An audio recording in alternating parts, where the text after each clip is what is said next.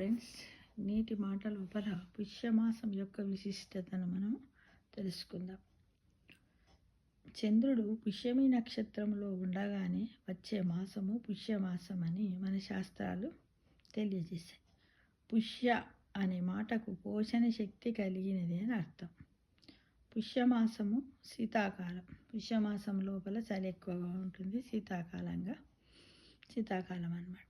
ఆధ్యాత్మికంగా జపతపాదులు ధ్యాన పారాయణాలకు శ్రేష్టమైన మాసము పుష్యమాసం. పితృదేవతలను పూజించి అందరూ దోషరహితులయ్యే పుణ్యమాసం కూడా ఈ పుష్యమాసమే. పుష్య పౌర్ణమి వేదాధ్యయనానికి చాలా విశిష్టమైనదిగా చెప్పబడింది. శ్రావణ పౌర్ణమి మొదలు పుష్య పౌర్ణమి వరకు వేదాలు మంత్రాలు నేర్చుకోవడానికి అనువైన సమయంగా చెప్పబడింది. విష్ణువుకు ఇష్టమైన మాసము ఆశ్వీజం, శివునకు కార్తీకం. అలాగే పుష్యమాసము శనీశ్వరుడికి పరమ ప్రీతికరము, అంటే చాలా ఇష్టమైన మాసం అన్నమాట. ఎవరికి? శనీశ్వరుడికి. ఎందుకంటే ఆయన జన్మ నక్షత్రం పుష్యమి. ఈ నెలంతా శనీశ్వరుణ్ణి పూజించే వారి పట్ల శని ప్రసన్నుడై శుభాలు కలిగిస్తాడని పురాణాలు చెబుతున్నాయి. శని అనగానే అందరం భయపడిపోతాం. కాదు, శనీశ్వరుడు కూడా చాలా మంచి పనులు చేస్తాడు, మనకు శుభాలను కలిగిస్తాడు. ఏలినాటి శనితో బాధపడేవారు ఈ మాసంలో రోజు ఉదయాన్నే లేచి శుభ్రంగా స్నానం చేసి శనీశ్వరుని భక్తితో ప్రార్థిస్తారు కూడా. అదొక నియమంగా కూడా పెట్టుకుంటారు. ఎలా? నీలాజన సమవాసం రవిపుత్రం యమాగ్రజం ఛాయా మార్తాండ సంభూతం తమీ నమామి శనైశ్చరం అని ఈ శ్లోకాన్ని మనము 9 సార్లు, 11 సార్లు, 21 సార్లు, 41 సార్లు, 108 సార్లు కూడా జపం చేసుకుంటే శనిదేవుని యొక్క అనుగ్రహం మనకు కలుగుతుంది ఫ్రెండ్స్. అయితే పౌర్ణమి నాడు శనికి తైలాభిషేకం జరిపించి నువ్వులు దానమిస్తారు. ఆయనకి ఇష్టమైన నువ్వులు బెల్లము ఆహారంలో భాగంగా చేసుకుంటారు. దీని వెనుక శాస్త్రీయ కోణం చూస్తే ఈ 2 పదార్థాలు మనిషి ఒంట్లోని వేడిని పెంచి చలి నుంచి రక్షిస్తాయి.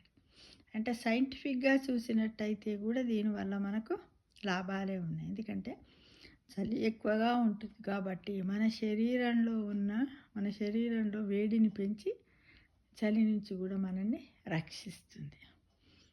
శని ధర్మదర్శిని, న్యాయము, సత్యము, ధర్మాలను ఎత్తి చూపించేవాడు. శని అనేది ఒక ధర్మదర్శిని, అంటే ధర్మానికి ఒక అద్దం వంటి వాడు, ఒక మార్గాన్ని చూపేవాడు శనీశ్వరుడు. సర్వప్రాణులు సమస్త విశ్వ ప్రేమను పవిత్రతను ఉద్ధరించేవాడు కూడా శనీశ్వరుడు. మానవుడు ఈ నెలలో నువ్వులు సేవించి నియమనిష్టలు పాటించినట్లయితే శని అనుగ్రహం పొందవచ్చును. అంతేగాక గరుడ పురాణంలో నాభి స్థానము శని స్థానం అని చెప్పబడింది. నాభి అంటే ఏంటిది? మనిషికి నాభి ఎక్కడ ఉంటుంది ఫ్రెండ్స్? బొడ్డు స్థానాన్ని నాభి స్థానం అంటారు. మనం తల్లి గర్భంలో ఉన్నప్పుడు అక్కడి నుండే మనము ప్లాసెంటా ద్వారా కదా మనల్ని చుట్టి ఒక కోశం ఉంటుంది కదా, దానికి బొడ్డు వస్తారంటారు చూడండి. ఒక నాళం ద్వారా మనము తల్లి నుంచి ఆహారాన్ని తీసుకుంటాం. దాన్నే నాభిస్థానం అని అంటారు. ఎప్పుడు శరీరంలోని నాభి ప్రదేశాన్ని శని ప్రదేశంగా చెప్పారో అప్పుడే ఆ ప్రదేశానికి ఉన్న ప్రాముఖ్యం అంతటికి శని ప్రభావమే కారణమని మనం గ్రహించాలి. పుష్యమాసము తొలి అర్ధభాగంలో విష్ణుమూర్తిని పూజించడం అనాదిగా వస్తున్న ఆచారం. పుష్య శుక్ల విద్య నుంచి పంచమి వరకు శ్రీహరిని తులసి దళాలతో పూజిస్తే సౌందర్యం లభిస్తుందని ఒక నమ్మకం. శ్రీహరి అంటే ఎవరు? విష్ణువు. అలాగే సోమవారాల్లో శివుడిని మారేడు దళాలతోనూ, ఆదివారాల్లో సూర్యుని జిల్లేడు పూలతోనూ పూజ చేస్తారన్నమాట. ఇక శుక్లపక్ష షష్ఠి నాడు తమిళులు కుమారస్వామిని పూజిస్తారట ఫ్రెండ్స్. మనకు మార్గశిర శుద్ధ షష్ఠి అంటే సుబ్రహ్మణ్య షష్ఠి ఎలాగో వారికి ఈరోజు అంత పవిత్రమైనదట. ఎవరికి? తమిళులకు. శుక్లపక్షంలో వచ్చే అష్టమి రోజు పితృదేవతలను పూజిస్తారట. ఇక ఈ మాసంలో శుద్ధ ఏకాదశి పుత్రదాయాన ఏకాదశి అంటారు. ఈ రోజున ఏకాదశి వ్రతం ఆచరిస్తే పుత్రులు కలుగుతారట. పుష్యమాసంలో వస్త్రదానము చేసినట్టయితే చలితో బాధపడే వారిని ఆదుకోవడమే కాకుండా ఇది శనీశ్వరుడికి ఇష్టమైనటువంటిది. ఇంకొకటి ఏంటంటే పుష్యమాసంలో వచ్చే అతిపెద్ద పండుగ ఏది? సంక్రాంతి. అయితే సంక్రాంతికి ముందు జరుపుకునే పండగ భోగి. మనం ఏం చేస్తాం? ఉదయమే ప్రాతకాలం చీకటితోనే లేచి చలిమంటలు భోగి మంటలని వేస్తాం కదా. వేసి మన యొక్క చెడును కీడును చీకట్లను పారదోలుతారనమాట. అది వేయడం వల్ల దానికి అర్థం ఉంది భోగి మంటలకి. దక్షిణాయానికి ధనుర్మాసానికి ఆఖరు రోజు ఇదట. భోగి నాడు వైష్ణవాలయాల్లో గోదారంగనాథనాథుల కళ్యాణాన్ని అంటే పెళ్ళిని జరుపుతారు. మరునాడు సూర్యుడు మకర రాశిలోకి ప్రవేశించే దినమే మకర సంక్రాంతి. కాబట్టి భోగినాడు గోదారంగనాథులకు విశేషంగా పెళ్లి చేస్తారు దేవాలయాలన్నిట్లలో కూడా. ఆ రోజు నుండి భక్తులంతా పరమ పవిత్రంగా భావించే ఉత్తరాయణం ప్రారంభం అవుతుంది అన్నమాట. సంక్రమణ నాడు రాత్రిపూట భోజనం చేయకూడదని పురాణాలు చెబుతాయి.